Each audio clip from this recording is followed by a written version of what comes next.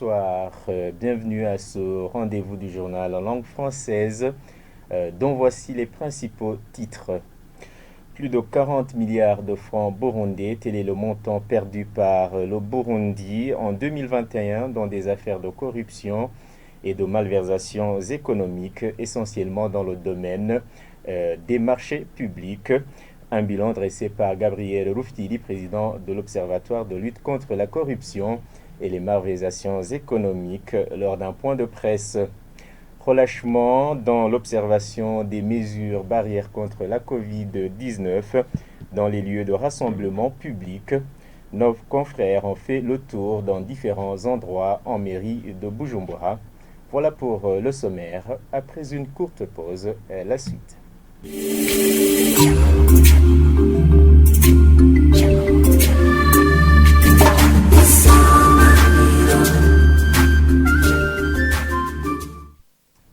Bonsoir, je vous l'annonçais dans les titres, plus de 400 milliards de francs burundais et la somme d'argent que le gouvernement burundais aurait perdu au cours de l'année 2021 dans des affaires de corruption. Dans un point de presse animé ce lundi, Gabriel Rufyiri, président de l'Observatoire de lutte contre la corruption et les malversations économiques, a indiqué que les secteurs les plus touchés par ce fléau sont entre autres les marchés publics, l'administration locale et les entreprises à participation publique. Suivez. Pour cette année qui est concernée par ce rapport, on a traité 68 dossiers sur 147 qu'on a enregistrés et on a trouvé un montant de plus de 400 milliards qui se trouvent dans les poches de quelques individus. Malheureusement, ce montant ne devrait pas être dans ces poches, mais plutôt dans le trésor public. Les secteurs les plus impactés par la corruption, on a identifié principalement les marchés publics, l'administration locale et dans les entreprises à participation publique. Nous pensons qu'en s'appuyant sur la volonté du président, que peut-être il y aura changement. Parce que s'il n'y a pas de changement, le développement que nous souhaitons, en tout cas, on n'en aura pas. C'était Gabriel Rufyiri, président de l'OLUCOM. Une mobilité non répertoriée des employés entraîne une perte énorme pour l'économie du pays. Explication de l'assistant du ministre de la fonction publique lors d'un atelier organisé par ce ministère ce lundi. Adolphe Vagnikwa interpelle les responsables des ressources humaines à transmettre les rapports dans les délais afin d'éviter ce genre de problème. C'est un reportage signé Nicole Ninahazou. L'évaluation de la mise en application des recommandations issues des ateliers tenus au mois de mai et juin 2021 sur la gestion des mobilités des personnels de l'État est l'un des objectifs qui a réuni ce lundi les différents responsables des ressources humaines. Les changements de fonction non déclarés est la cause principale de la mauvaise gestion des ressources humaines, ce qui constitue une grande perte pour l'État, explique Adolphe Vagnikwa, l'assistant du ministre. Il y a des fonctionnaires qui meurent, il y a des fonctionnaires qui désertent, il y a des salaires qui sortent comme ça, qui est indu, que nous devons percevoir.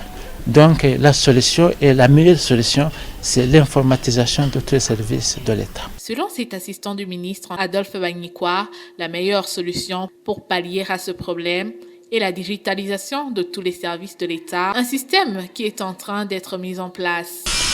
Vous savez, ça a été un objet dans le Conseil des ministres.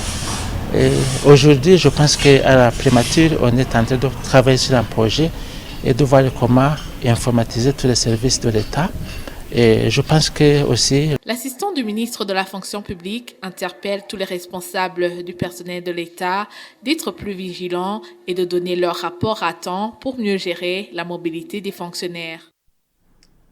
Page santé à présent, relâchement total, presque total, dans l'observation des mesures barrières contre la Covid-19 par la population au marché de Coteau et au parking de bus vers le nord du pays, où nos reporters ont fait le tour ce lundi. Le lavage des mains et le port du masque ne sont plus suivis. Reportage signé Lydie Gahimbal.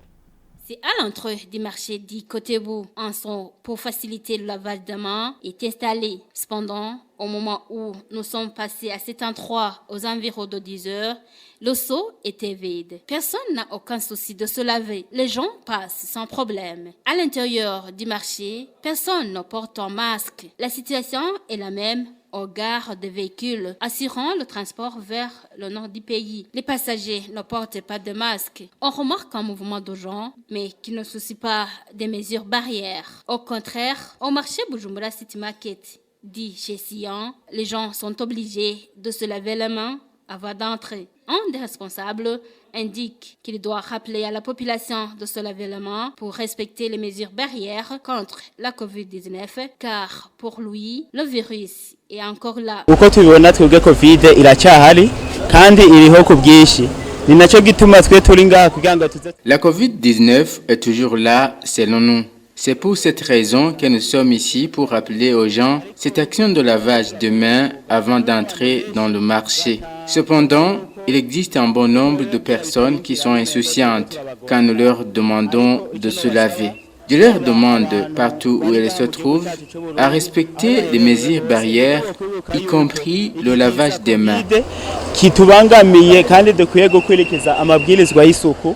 Dans ces différentes localités visitées, le constat est que les gens ont sensiblement relâché en ce qui concerne les mesures barrières contre la Covid-19. Certains d'entre eux croient que le virus du Covid-19 n'est plus au Burundi. La durée du remboursement du crédit octroyé aux jeunes par le programme d'autonomisation économique et d'emploi des jeunes PAEJ va dépendre du type de projet exécuté. Le coordinateur de ce programme qui l'annonce relève en outre plutôt deux catégories assujetties au remboursement de crédit à un taux d'intérêt supérieur à 0. C'était lors d'une conférence de presse tenue à Gitega la semaine dernière. Suivez. Le temps ou le début du remboursement ne sera pas identique pour toutes les catégories. Tout dépendra du produit et de l'entreprise. Une entreprise qui fait dans la coiffure, c'est une entreprise qui collecte l'argent chaque jour. Cette entreprise donc va rapidement être assujettie au remboursement. Mais une entreprise qui est plutôt dans la production, supposons, de la farine de manioc, n'est-ce pas? Mais il faudra d'abord que cette entreprise cultive le manioc, récolte le manioc, écrase et les clients.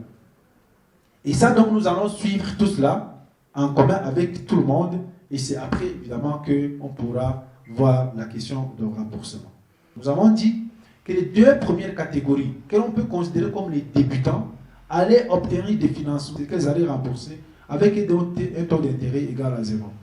Mais il se trouve que beaucoup plus tard, avec des réflexions, parce que nous continuons toujours à réfléchir, nous nous sommes rendus compte qu'il était quand même assez, peut-être, contre-productif de pouvoir donner un financement allant jusqu'à 100 millions à quelqu'un, mais que celles sont jeunes ne puissent pas avoir ne serait-ce que le poids de la dette.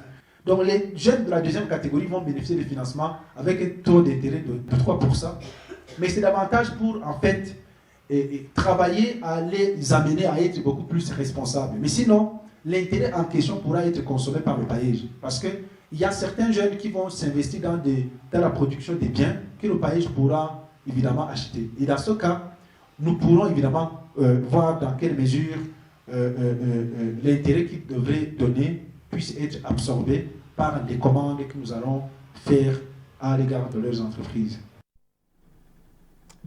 Eh bien, c'est par ici que prend fin ce journal. Merci de nous avoir suivis. Merci à l'équipe de la rédaction télévision qui m'a aidé à le préparer. Bonne suite des programmes sur la télévision Isanganiro. Au revoir.